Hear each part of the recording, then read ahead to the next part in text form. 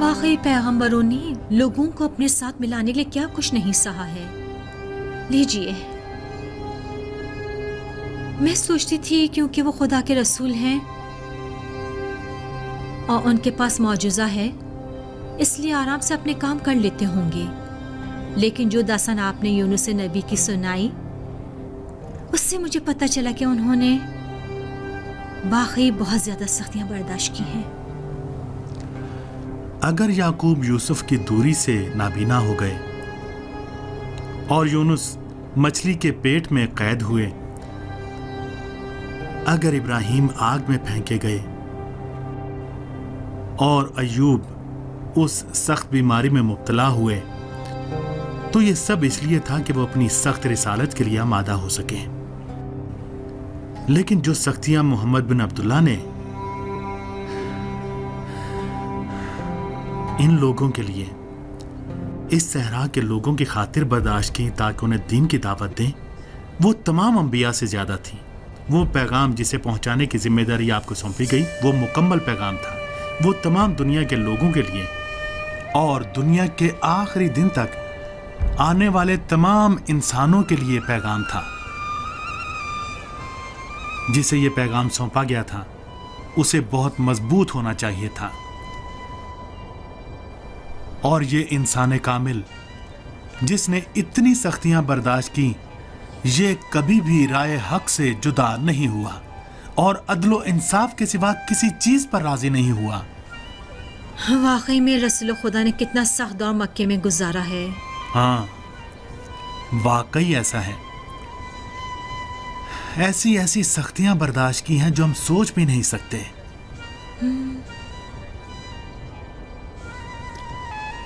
اچھا بابا، یہ بتائیے کہ رسول خدا نے تبلیغ کے لیے طائف کے علاوہ بھی کہیں اور سفر کیا تھا؟ نہیں لبابا بیٹی، ابتدائی برسوں میں آپ نے اپنی قوم کے درمیان خدائے واحد کی تبلیغ کی تاکہ شرک اور بت پرستی کے غبار کو جو مفاد پرست اور اعلیٰ طبقے کے افراد کے ہاتھوں ذہنوں پر بٹھایا گیا تھا صاف کریں. لیکن سختیاں اور بے مہری یکے بعد دیگرے ان کے سامنے ایک ایک کر کے آتی رہیں. آپ کے حامی ایک ایک کر کے رخصت ہوتے گئے. ابو طالب جو ہاشمیوں کے بزرگ تھے اور اپنے بھتیجے کے حامی، وہ شیب ابی طالب کی سختیاں سہنے کے بعد دنیا سے رخصت ہو گئے. اور اسی طرح آپ کی مہربان زوجہ خدیجہ جنہوں نے اپنا سارا مال و متاع آپ کے عقائد کی تبلیغ کے لیے خرچ کر دیا تھا، چل بسی. بابا جان، تو پھر کیسے اسلام اس کم وقت میں اس طرح عام ہوا؟ وعدہ خدا پر بھروسہ تھا. آپ کو معلوم تھا کہ اللہ کا وعدہ ضرور پورا ہوگا. وہ جانتے تھے کہ ہر سختی کے بعد آسانی بھی ہے. حج کا موقع وہ موقع تھا کہ جب بہت بڑی راحت حاصل ہوئی. تو کیا اس زمانے میں بھی حج ہوا کرتا تھا؟ ہاں، جب سے ابراہیم خلیل اللہ نے کعبہ کی تعمیر نو کی تبھی سے حج ہوتا رہا ہے، مگر آہستہ آہستہ اس میں تحریف ہوتی گئی. بہت کم لوگ دین حنیف پر باقی بچے تھے. زیادہ تر لوگوں نے مفاد پرست بزرگوں کے بہکاوے میں آ کر خانہ کعبہ کو اپنا بت خانہ بنا لیا تھا. لیکن حج ہر سال ہوتا تھا اور دنیا بھر سے لوگ اس میں شرکت کے لیے البتہ منافع سے بھرپور اپنی تجارت کی غرض سے وہاں آتے تھے.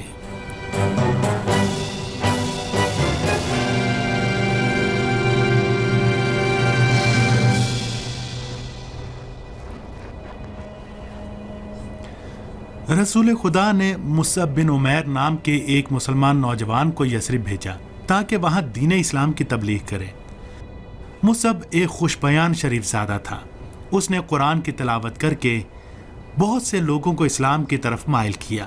اس سے بڑھ کر یہ کہ جو اختلاف وہاں کے دو قبیلوں اوس و خزرج کے درمیان برسوں سے چل رہا تھا، اس کی وجہ سے وہ ایک دوسرے کا خون بہاتے تھے، اسے مصعب نے ختم کیا. اوس و خزرج کے کچھ لوگ حج پر گئے تاکہ وہاں پیغمبر سے ملاقات کریں. ان لوگوں نے مینا میں پیغمبر کے ساتھ جنگ اور صلح کے حوالے سے ایک معاہدہ کیا. وہی معاہدہ جو پیمان عقبہ کے نام سے مشہور ہوا، और इस्लाम के तेजी से फैलने का बाइस बना। मतलब मक्का के बुजुर्गों ने पैगंबर के लिए रुकावट खड़ी नहीं की? हाँ अच्छा चलते हैं, रास्ते में तुम्हें बाकी बताता हूँ। अब्दुल उज़्ज़ा, अब्दुल उज़्ज़ा, अरे तुम्हें पुकार रहा हूं, कहाँ हो? अब्दुल उज़्ज़ा, अरे तुम कहाँ जाकर छुप गए हो? अब्दुल उज़्ज़ा। तुम लोग जाओ। क्या हुआ उतबा, क्यों सुबह ही सुबह इतना शोर मचा रखा है? मुंह पर लिहाफ डाल रखा है और तुम्हें पता नहीं है कि क्या हो रहा है? अबू लहब, ये कौन सा तरीका है वादा निभाने का? अच्छा, तो इसलिए मुंह फुलाए हुए हो? चीख तो ऐसे रहे हो जैसे तुम और तुम्हारे दामाद अबू सुफियान ने मक्का मेरे हवाले कर रखा था और मैंने उसे बर्बाद कर दिया। बकवास मत करो अबू लहब, बकवास मत करो। लगता है उम्मे जमील की निगाहों ने तुम्हें अपना असीर बना लिया है, जो तुम्हें यही नहीं पता कि तुम्हारे अतराफ क्या हो रहा है। देखो उतबा, अपनी आवाज नीचे रखो। ये मेरा घर है, कोई तुम्हारा दारुन नदवा नहीं जहां तुम और अबू सुफियान। वाकई रात की बैठकों से तुम्हारी अक्ल मारी गई है। तुम भूल गए कि हमने तय क्या किया था? यही तय किया था ना कि तुम्हारे आदमी यसरफ वालों पर नजर रखेंगे। अबू सुफियान मेरा दामाद है, मगर वो तुम्हारा साला भी तो है, लेकिन मक्के वालों का सरदार है और हम सबको उसकी इताअत करनी ही चाहिए, वरना हम सबका बेड़ा गर्क हो जाएगा। आओ बैठो, आओ बैठो, आओ बैठो, बैठो बैठो। कई बार मैंने कहा मोहम्मद का काम मक्के में तमाम कर देना चाहिए, मगर तुम और तुम्हारे दामाद ने नहीं करने दिया। कितने नादान हो अब्दुल उज़्ज़ा, तुम्हें नहीं पता कि अगर बनी हाशिम ने तलवार खींच ली तो मक्के में कितना बड़ा फसाद खड़ा हो जाएगा। तो फिर उस वक्त उनके गुस्से की आग तुम्हें भी, जो मोहम्मद के चचा हो, अपनी लपेट में ले लेगी। अबू लहब। अबू तालिब के मरने के बाद अब मोहम्मद का कोई हिमायती नहीं बचा। हमें इस मौके से फायदा उठाना चाहिए। उतबा, तुम्हारे भाइयों हमजा और अब्बास का क्या करें? क्या तुम चाहते हो कि इस वक्त पूरे मक्के में आशोब की आग खड़ी करके हमारी तिजारत को बर्बाद कर दो? तुम्हें और तुम्हारे आदमियों को यसरफ वालों पर नजर रखनी चाहिए थी ताकि वो उससे आकर न मिल सकें। बस यही। ये पता करो कि यसरफ वालों को मोहम्मद से क्या काम था। परेशान मत हो,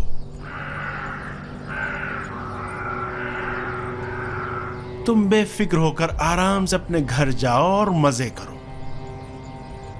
मेरे आदमियों को जो करना था वो उन्होंने किया है।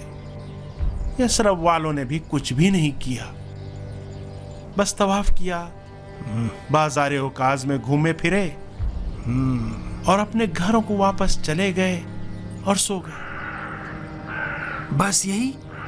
हाँ यही। मोहम्मद और उसके आदमियों से उन्हें कोई मतलब नहीं था, कोई मतलब नहीं। वाह हो मुझ पर, वाह हो अबू सुफियान और बुजुर्गान मक्का पर कि तुम और तुम्हारे आदमी उनके निगरां हैं। अगर यसरिफ वालों ने कुछ गलत नहीं किया है तो फिर वो लोग जो मिना में मोहम्मद के पास बैठे थे और उससे मुआहिदा किया था, वो कौन है? मुझे क्या मालूम वो कौन थे? क्या मुझको मिना का चौकीदार बनाया गया है?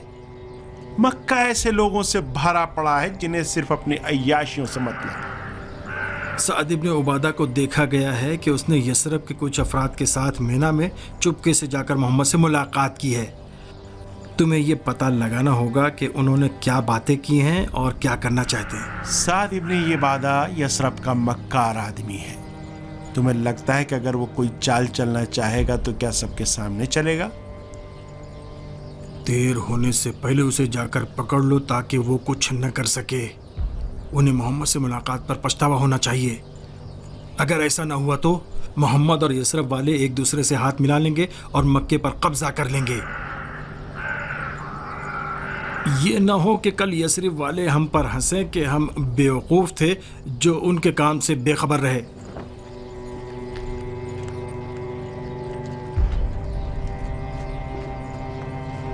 उर्वा, उर्वा। जी मालिक। अकरमा के पास फौरन जाओ اور اس سے کہو کہ سعد بن عبادہ جہاں بھی ملے اسے پکڑ کر یہاں پر لے آئے ذلت و خواری کے ساتھ میرے پاس۔ آپ نے کہا سعد بن عبادہ آقا؟ اور کیا پاگل انسان، جاؤ اور اس خزرجی آدمی کو یہاں لے کر آؤ فوراً۔ جی میرے آقا۔ جاؤ اپنا کام کرو۔ جی حضور۔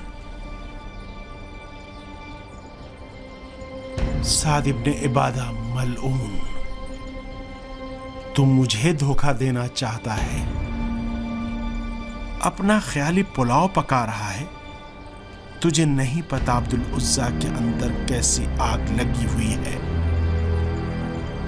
تمہاری خیر نہیں اگر تم نے مجھے دھوکہ دینا چاہا، ایسی آگ لگاؤں گا کہ تباہ ہو جاؤ گے، نابود کر دوں گا۔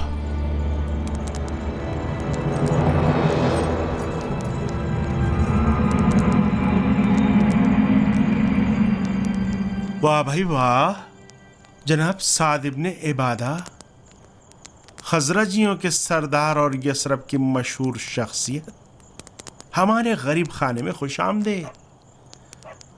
کاش مجھے پتا ہوتا کہ آپ ادھر آنے والے ہیں تو گھر کو سجانے کے لیے کہہ دیتا۔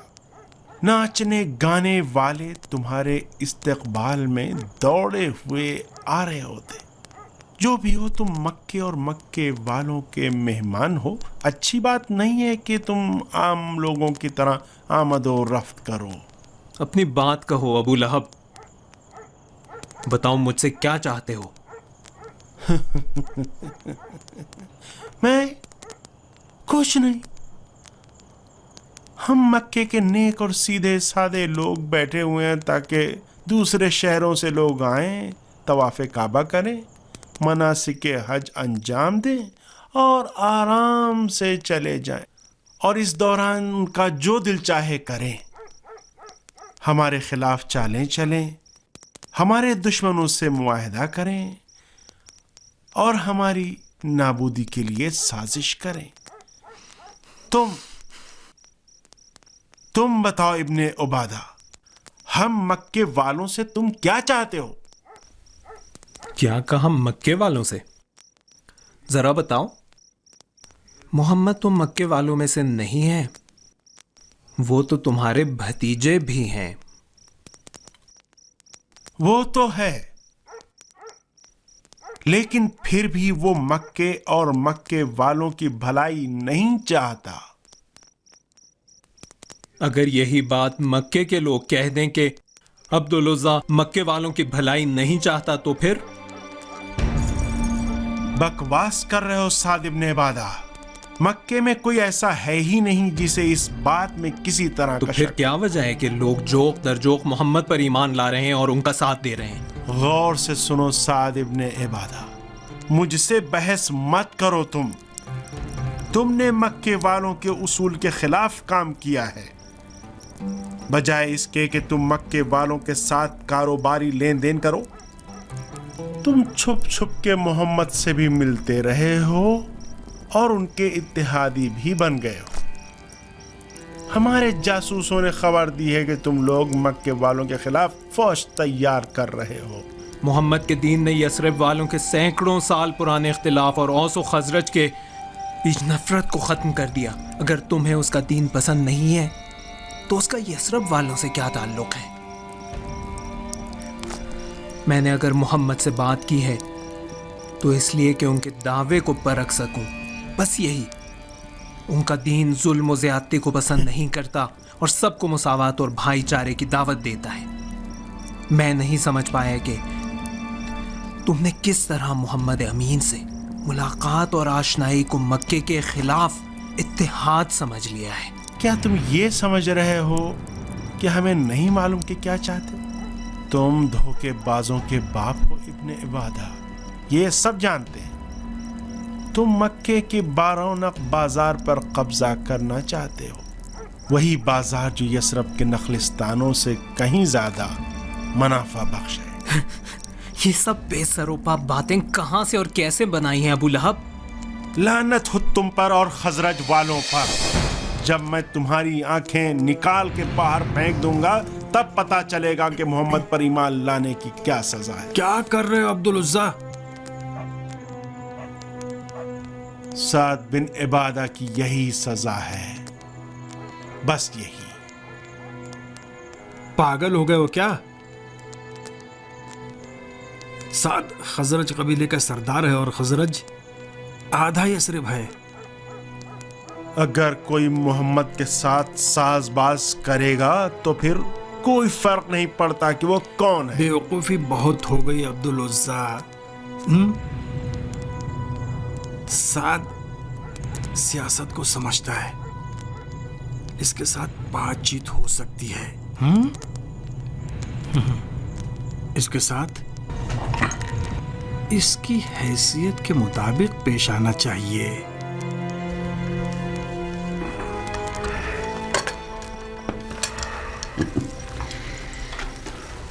अब्दुल उज़्ज़ा से नाराज मत हो,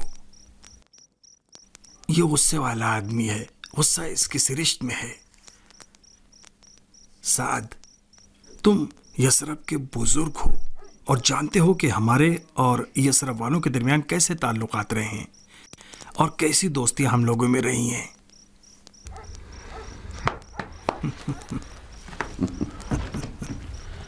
उसे छोड़ दिया? तुमने ही तो कहा था कि उसके साथ ऐसा करूं कि वो अपने किए पर पछताए हमेशा। गर्म और पिघला हुआ लोहा उसकी आंखों में डालकर, क्या तुम नहीं जानते कि यसरब कहाँ है? जो तुम कर रहे थे उससे मोहम्मद की दुश्मनी के साथ साथ यसरब की दुश्मनी भी मोल ले लेते अबू लहब। इसका पहला नतीजा शाम जाने वाले हमारे तिजारती काफिलों का लूटा जाना था, लेकिन मैंने उसके साथ वही खेल खेला जो उसने हमारे साथ खेला। तो लगता है तुम साद इब्न इबादा को नहीं जानते।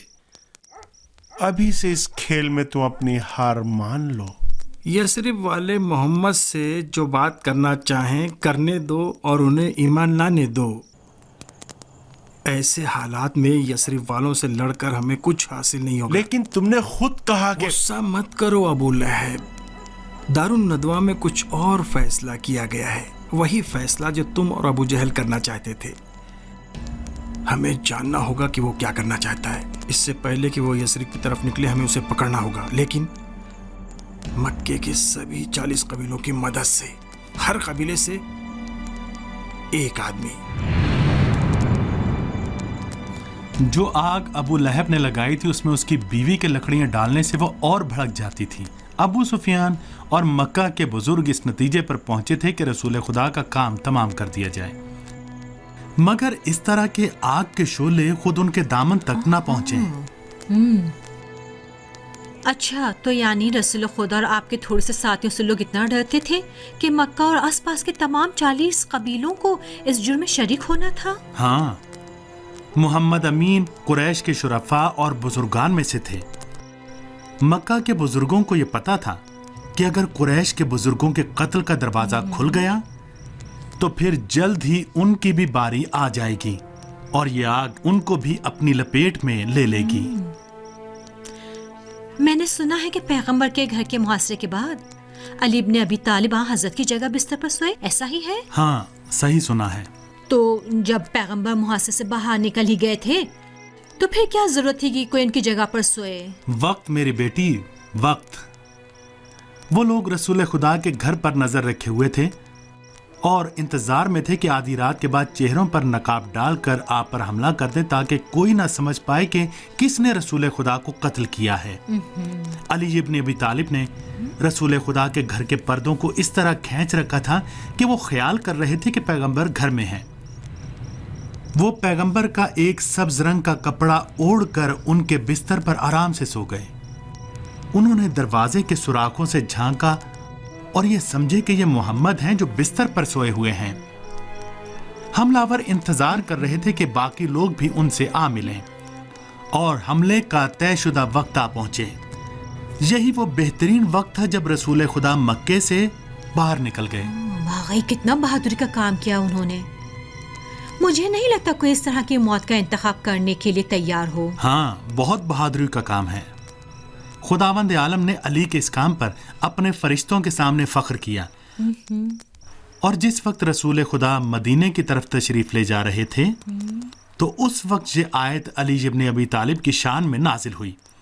और लोगों में वो भी हैं जो अपने नफ्स को मर्जी परवरदिगार के लिए बेच डालते हैं, और अल्लाह अपने बंदों पर बड़ा मेहरबान है। सदक़ल्लाहुल अलीयुल अज़ीम। तो फिर हमलावरों ने अली को क्यों छोड़ दिया कि चले जाएं? जब हमलावरों ने ये देखा कि अली बिस्तर पर सोए हुए हैं तो उन्हें बहुत गुस्सा आया और उन्हें तकलीफें पहुंचाईं। लेकिन अली ने कहा कि मेरे हवाले कर गए थे जो मुझसे पूछते हो। वो अली को ज़दोकोब करते हुए मस्जिदुल हराम ले गए, मगर बाद में मजबूरन उन्हें छोड़कर रसूल खुदा का पीछा करने के लिए निकल गए।